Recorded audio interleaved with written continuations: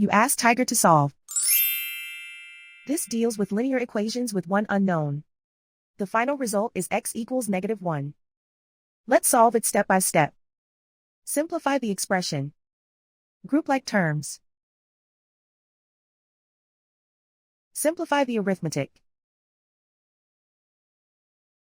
Group all x terms on the left side of the equation. Subtract 7x from both sides. Group like terms. Simplify the arithmetic. Group like terms. Simplify the arithmetic. Group all constants on the right side of the equation. Add 11 to both sides. Simplify the arithmetic.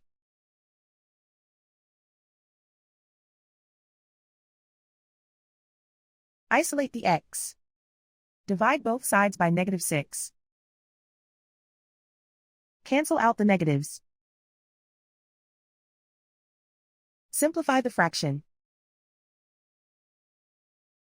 Move the negative sign from the denominator to the numerator. Simplify the fraction. And so the final result is x equals -1.